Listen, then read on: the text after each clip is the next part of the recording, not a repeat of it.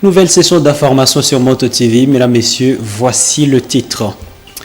Le verdict est tombé. Le militaire FARDC meurtrier d'un enfant de 9 ans est condamné à mort en ville de Butembo. Le tribunal militaire garnison de Butembo a rendu son jugement l'après-midi de ce mardi 15 novembre au cours d'une audience publique.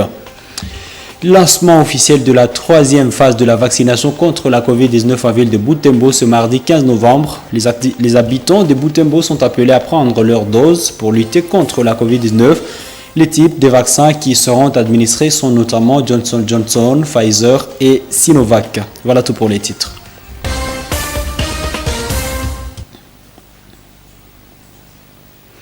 Ravi de vous avoir nombreux à suivre cette édition. Mesdames, Messieurs, voici son intégralité. Le verdict est tombé dans le dossier du meurtre de l'écolier Mouindo Saïdi Chérubin, tué le samedi 12 novembre en ville de Butembo par un militaire FARDC. Le prévenu Etsoni Papi va écoper d'une peine de mort et sommé de payer une somme de 100 millions de francs congolais en guise de dommages et intérêts. C'est le jugement rendu ce mardi 15 novembre par l'auditeur militaire garnison de Butembo. Etsoni Papi était poursuivi pour meurtre, abandon de poste, violation des consignes et perte d'armes. Suivez ces reportages de Monamezi Mazegel.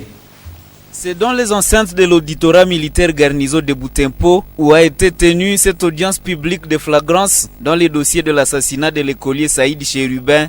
Après instruction du dossier amorcé depuis lundi 14 novembre, le tribunal militaire garnison de Butembo a rendu le verdict ce mardi 15 novembre. C'est le juge président du tribunal, le capitaine Pumbulu Musuta Michel, qui prononce le jugement. En conséquence, le tribunal le condamne à la peine de mort pour meurtre. Réserve les faits. Statuant sur l'action civile, le tribunal déclare recevable et fondée l'action en indemnisation du préjudice introduite par Madame Mamassika.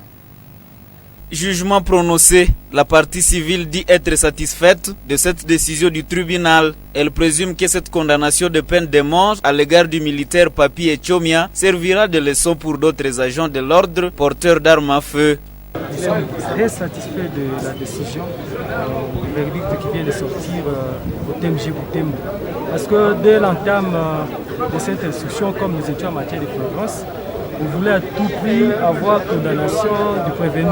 Parce que c'est à titre d'exemplaire que ces messieurs devraient obligatoirement être condamnés. Cependant, la défense n'a pas accueilli la décision du juge. Pour celle-ci, les preuves ne sont pas suffisantes pour que tel jugement soit prononcé. C'est pourquoi cette partie promet d'interjeter appel aux instances supérieures. Ah non, mais moi je suis calme et requinqué. Je ne me reproche de rien. Nous avons combattu jusqu'à la dernière goutte de sang. Nous avons renversé même les réquisitoires du ministère public parce que nous avons démontré au tribunal qu'il n'y avait pas de preuves suffisantes qui pouvaient attester que c'est mon client qui a été auteur de ce meurtre. Nous avons pu démontrer qu'il a été terrassé par des inconnus qui l'ont jeté contre terre par la position faciale et dans cette bagarre, il y aura vilain, ils ont tiré. Mais le tribunal, dans son ultime conclusion, considère que c'est lui qui a tiré, mais nous ne sommes pas de cet avis. Pendant ce temps, la victime Chérubin, tuée par le militaire Papi Echomia, a été mise en terre ce mardi 15 novembre dans un cimetière familial.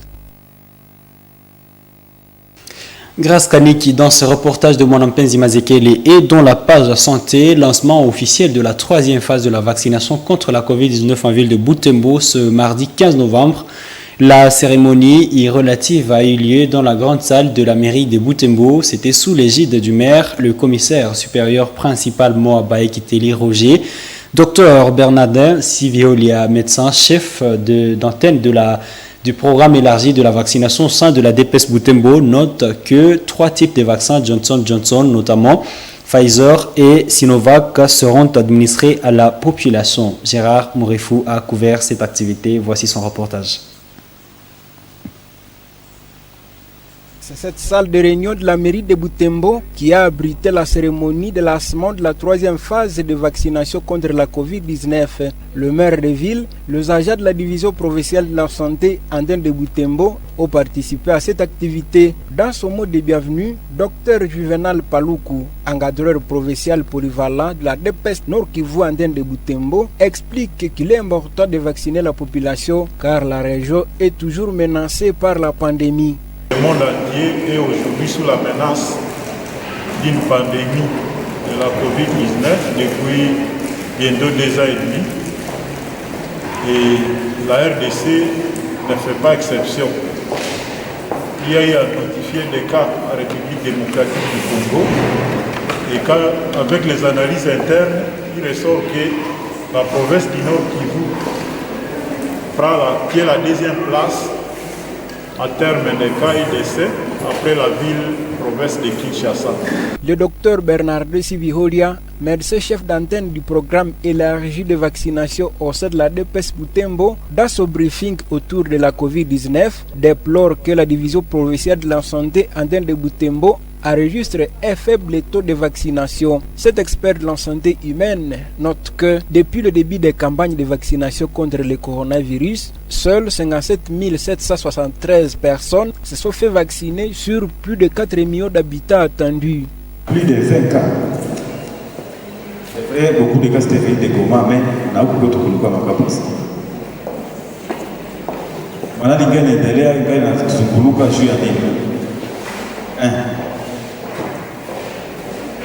on a vacciné, à la couverture vaccinale est très faible. On a adhéré à la vaccination. Les mesures barrières.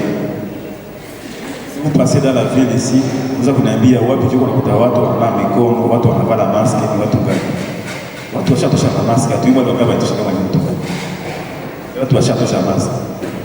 En ce jour du lancement de la 3e phase de la campagne de vaccination contre la Covid-19, le maire de Butembo, le commissaire supérieur Moabaïki Teli Roger, a appelé toute la population de sa juridiction à s'approprier cette campagne. Permettez-moi de rappeler que depuis longtemps, la vaccination est et reste le seul moyen efficace pour prévenir et lutter contre les maladies provoquées par des virus tels que le coronavirus. Les activités de la vaccination contre la Covid-19 organisées ce mardi 15 novembre 2022 par la DPS Butembo iront jusqu'au mardi 22 novembre prochain. Même les enfants de plus de 5 ans en bénéficieront, a rassuré le docteur Bernard Siviholia. Une dizaine de personnes ont reçu leur dose de vaccination à cette occasion. Et en tournant les chapitres, parlons éducation, lancement du concours d'éloquence, d'orthographe et des conjugaisons ce mardi 15 novembre à ville de Butembo par la fondation Les Débatteurs Sans Frontières. Cette activité culturelle a eu lieu dans la grande salle est de l'Institut Kambali. 7 écoles se sont fait inscrire pour cette première édition organisée par les écoles secondaires de Butembo. Reportage Anneli Mungeshali et Mirembe Titawite. Des enseignants et des élèves sont venus de différentes institutions pour prendre part à cette activité culturelle. Déjà autour de 14 heures, les élèves de cette institution inscrites à ces concours étaient présents dans la salle. À 15 heures, les activités ont été ouvertes. Après l'exécution de l'hymne national et de la bibolaise, M. Jabosco Kianda, le délégué de l'autorité urbaine, a lancé officiellement ce concours. Je déclare lancer, au nom du maire empêché, les activités de ce jour. Je dis et je vous remercie. Des élèves venus de certaines institutions présentes dans la salle ont déclamé des poèmes pour argumenter cette activité. Parfois l'amour nous fait épais de tout. Au soleil fini à la clarté première, et ignorant la nature à toutes ses lumières, à ces hommes initiés, à ces astres radieux, notre foi nous continue des blâmes et des dieux. Un Congolais combattant de la paix, aujourd'hui sans victoire et sans aucune gloire, sommes-nous chez autrui pour vivre à la piété, à l'insécurité vie à guerre, d'autres dans la super mettez la vie amère. Pourquoi laisser les mal être plus forts que nous? Après les mots de bienvenue prononcés par le vice-président de la Fondation Les Débatteurs, le chef des bureaux de la culture, art et patrimoine à ville de Butembo, Kakule Katoti Mambo, a lu son mot de circonstance dans lequel il a indiqué que ces concours proposés par les débatteurs visent à promouvoir la langue française dans les écoles. La Fondation Les Débatteurs sont fondés en sigle FDSF, poursuivant son objectif que l'organisation des activités culturelles dans le cadre de la promotion de la langue française et les valeurs citoyennes a songé à nous pour aujourd'hui à travers ce concours ayant pour thème éducation, paix ou sécurité et genre pour le développement en République démocratique du Congo. L'équipe du groupe Les Débatteurs a conduit un débat sur la justice populaire pour montrer l'image du déroulement des concours qui vont suivre. La justice populaire, c'est une justice qui se met dans l'angle de la légitime défense, surtout dans un État comme le nôtre, l'État comme le nôtre, où les malfrats qui sont saisis ça et là, et qui sont remis entre les mains de l'État, et que l'État lui-même devient incapable de les gérer, cela conduit à la justice populaire. Et c'est ce que nous devons encourager. Nous sommes contre la justice populaire. Et là, nous allons partir de la réalité. Dans la société, tout le monde a sa position, tout le monde a un rôle à jouer. Nous avons les instances publiques, les instances judiciaires. Ce sont ces instances judiciaires qui sont autorisées à juger des personnes quand elles sont en conflit avec la loi.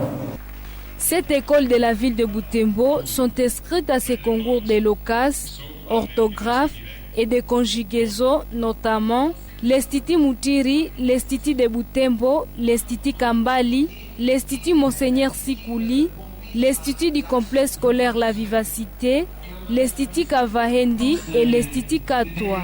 La première séance de ces concours est prévue pour ce samedi 19 novembre entre l'Institut Moutiri et l'Institut Monseigneur Sikouli à Kambali. Le gouverneur militaire du Nord Kivu, le lieutenant-général Constant Makomba, appelle la population de Goma au calme et à ne pas céder à toutes sortes de manipulations de l'ennemi. Il a dit pour couper court aux rumeurs qui circulent faisant état de la présence de l'ennemi dans les environs de la ville de Goma. Nous vous convions de suivre le lieutenant-général Constant Makomba, gouverneur du Nord Kivu, dans ce propos. Chers compatriotes, au regard des rumeurs faisant état de la présence ennemie dans la ville de Goma, lesquelles rumeurs sont véhiculées par l'ennemi afin de créer une panique générale au sein de la population. Je vous demande de rester calme et de vaguer librement à vos occupations. Je tiens à vous rassurer que les forces loyalistes se comportent très bien sur le terrain des opérations et contiennent l'ennemi dans les hauteurs de Kiboum. Toutefois, je vous demande de rester vigilants et de résister à l'ennemi. Le ministre national de l'EPST, Tony Mwaba, interdit formellement le monnayage du contrôle des dossiers des candidats finalistes à l'examen d'État 2023. Cette décision est contenue dans un communiqué rendu public le lundi 14 novembre. Le professeur Tony Mwaba promet de traquer les récidivistes, d'autant que cette opération fait partie des celles visant à pérenniser la gratuité de l'éducation de base en RDC. Isabelle Wangaïmouka nous en fait le point dans ce récit. Dans son communiqué du 14 novembre, le ministre de l'enseignement primaire, secondaire et technique, EPST, le professeur Tony Mwamba Kazadi, a donné des instructions fermes aux inspecteurs principaux provinciaux IPP. Ce document les invite à prendre des dispositions nécessaires pour éradiquer les monnayages en cette période où s'opèrent les contrôles des dossiers des candidats finalistes à l'examen d'État édition 2023 à travers toutes les écoles secondaires de la République. Celui-ci assimile cet acte aux antivaleurs qui gangrènent son sous-secteur. Les informations en ma possession font état du monnayage de cette activité qui pourtant s'inscrit dans le cadre normal du travail de l'inspecteur itinérant, a fait remarquer le ministre Tony Mwamba. Ce dernier promet de traquer les récidivistes. C'est, au regard de sa politique, visant le redressement du sous-secteur de l'EPST via la lutte contre toutes sortes des antivaleurs. Bien plus, cela vise la pérennisation de la gratuité de l'enseignement primaire sur toute l'étendue de la République démocratique du Congo. Par ailleurs, le ministre invite les parents et les élèves à se départir de cette pratique et à dénoncer tout inspecteur et tout chef d'établissement récalcitrant, car ils seront sanctionnés conformément à la loi une fois appréhendés. L'humanité célèbre ce mardi 15 novembre la journée internationale pour l'élimination de la pauvreté. Cette journée permet de rendre hommage aux milliers de personnes souffrant de la pauvreté et à leur courage quotidien et reconnaître la solidarité mondiale et la responsabilité partagée pour éradiquer la pauvreté et combattre les formes de discrimination à travers le monde. C'est également une occasion pour toutes les personnes vivant dans la pauvreté de faire entendre leur voix. En ce jour, le chef des travaux, Kiosu Richard, chercheur en développement, indique que la bonne gouvernance est la solution phare pour lutter contre la pauvreté qui a pour cause majeure la mauvaise gouvernance. C'est ainsi qu'il appelle le gouvernement congolais à créer des opportunités pour lutter contre la pauvreté dans le pays. Suivez le chef des travaux, Richard Kiosu, dans ce propos recueilli par Luciana Moussiviroa et Georgine Taouitemouira. Caractéristiques de la pauvreté partent d'abord du revenu, l'absence de revenu. Il y a trois types de pauvreté que le PNUD a déjà catégorisé. Il y a la pauvreté extrême, ça signifie que la personne n'a pas de revenus qui lui permettent d'accéder à la nourriture, seulement à la nourriture. Et il y a la pauvreté générale ou la pauvreté relative qui est caractérisée par le fait que la personne n'a pas accès aux biens et aux besoins qui ne sont pas alimentaires, par exemple l'habillement, le logement, les soins de santé, et ainsi de suite. Et il y a en fait la pauvreté humaine caractérisée par les déficits qui ne permettent pas à la personne de développer ses capacités. C'est par exemple l'analphabétisme, c'est la caractéristique de la pauvreté humaine. Alors, parler du revenu qui est déjà décidé au niveau international, ce revenu-là est variable, mais il faut dire qu'aujourd'hui on a relativisé, on ne mesure plus la pauvreté par les ressources financières, les revenus monétaires, parce qu'il y a la pauvreté intellectuelle, il y a la pauvreté matérielle, il y a plusieurs types de pauvreté, mais il y avait déjà une certaine classification. Déjà lorsqu'on a un revenu annuel inférieur à $500, on était déjà qualifié de pauvre. Ou bien on vit par exemple avec moins de $1 par jour, ce qu'on est vraiment dans une extrême pauvreté qui ne permettent pas à la personne vraiment de survivre. On parle déjà de deux causes majeures de la pauvreté. La première cause, c'est d'abord le déficit de revenus. Comme remède, il faut créer les opportunités à chaque personne de pouvoir accéder à un emploi ou à une activité qui va lui permettre d'avoir un revenu. Et deuxième remède, c'est que la pauvreté est liée à la mauvaise gouvernance. Comme remède, il faut donc promouvoir la bonne gouvernance dans plusieurs États qui sont caractérisés par des régimes qui ne gèrent pas correctement leurs citoyens et en conséquence, ce sont des régimes qui soumettent la population à la pauvreté par la mauvaise gouvernance. Et cette nouvelle pour boucler notre édition du journal, le président honoraire du Kenya, Uhuru Kenyatta, en séjour en République démocratique du Congo, a eu des consultations lundi 14 novembre avec des acteurs sociopolitiques pour parler de la situation sécuritaire dans l'Est de la RDC. Ces consultations se font à prélude de la prochaine rencontre dans le cadre du processus de paix. de Nairobi. Les acteurs consultés ont indiqué à la délégation de la communauté de l'Afrique de l'Est que la paix doit revenir en RDC et cela d'une façon durable. Trouvez le détail dans ce reportage de la presse présidentielle. Au fleuve Congo Hotel ce lundi, lieu de consultation pour les facilitateurs désignés par la communauté des États de l'Afrique de l'Est dans le cadre du processus de paix de Nairobi, l'ancien président kenyan Uhuru Kenyatta a conféré avec une panoplie d'acteurs nationaux en vue de la préparation du 3e round de pourparlers de paix. Avec le bureau de l'Assemblée nationale conduit par son président, les échanges étaient conviviaux.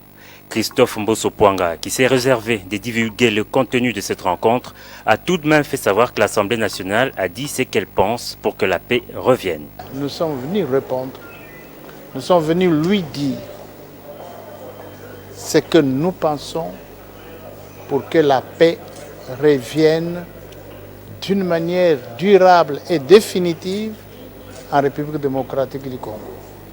Le Sénat, pour sa part, a fait un plaidoyer pour la mise en œuvre du processus de paix de Luanda et de Nairobi pour parvenir à une paix durable. Nous, au niveau du Sénat, comme vous le savez, nous avons fait preuve de sagesse et nous avons demandé à ce que le processus de Luanda, tout comme celui de Nairobi, soit mis en œuvre. Parce que les feuilles de route qui ont été élaborées à l'issue des rencontres qui ont eu lieu entre les parties indiquent clairement les pistes qui permettent d'arriver à une paix durable.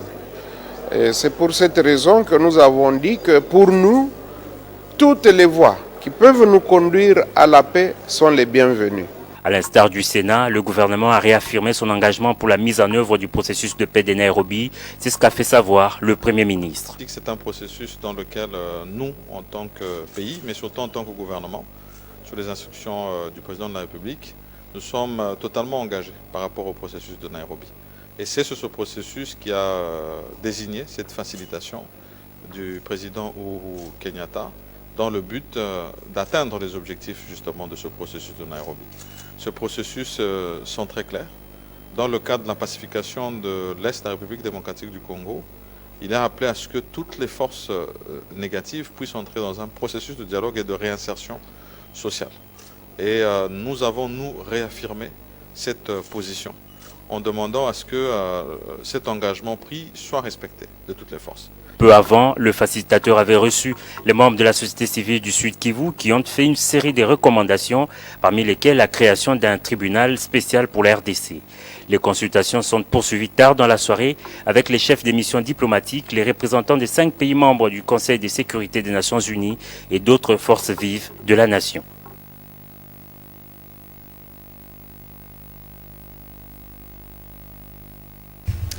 C'est la fin de ce journal. Merci de l'avoir suivi. Au revoir.